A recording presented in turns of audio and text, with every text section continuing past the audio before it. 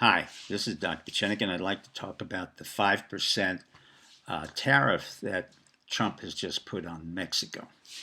Mr. President, may I suggest the following? You need a new team to understand what you need to do in terms of psychological and economic warfare. You have created an economic warfare with China, which is not the most effective warfare you're going to have. Increasing tariff does not really work because what happens is you basically put a burden on our society, we pay the taxes, and then in turn our economy starts to become very volatile, as you see the stock market. And then what you do is when we have an alternative route, which is basically Mexico, for us to do ABC manufacturing with China, anything but China, then you put a 5% tariff on Mexico because they're not stopping the foreigners from coming into the United States. That's unfortunately not how it works. And unfortunately, John Bolton, Pompeo, and all the people you have in the White House have no idea how to do economic warfare. There are those of us who've been trained in it and who have done it very successfully against the Soviet Union.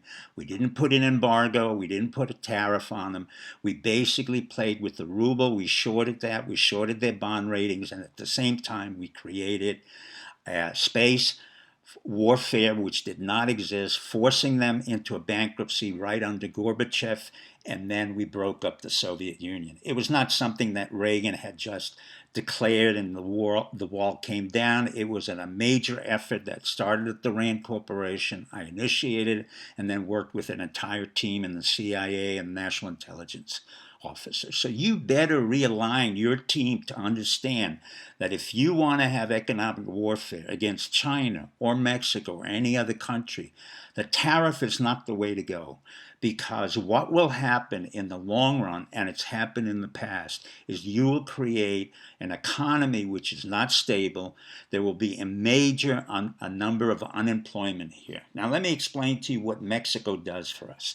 Mexico has an export of $380 billion to the United States.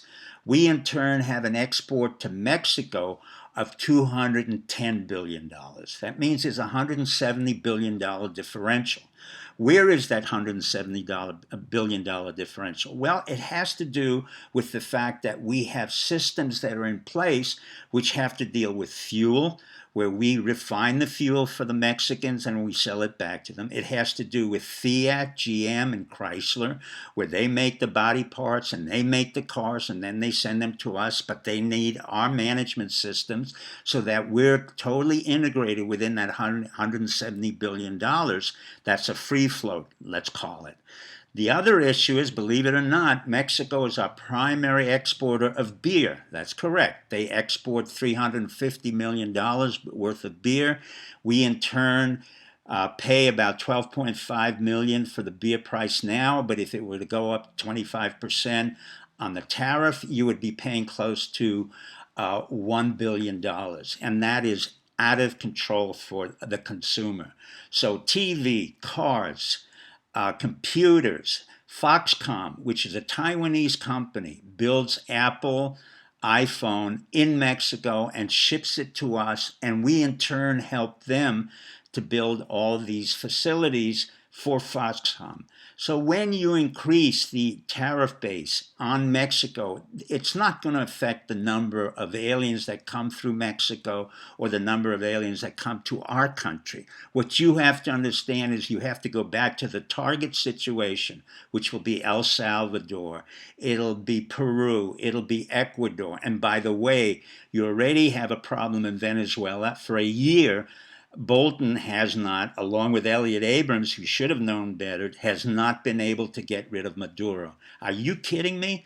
We were able to do in the past a coup overnight in fast time. So let me quote to you a famous line from President McKinley. He said, "I'm a man who believes in tariffs, and I will stand on the tariff platform." Remember that, Mr. President, and thank you very much.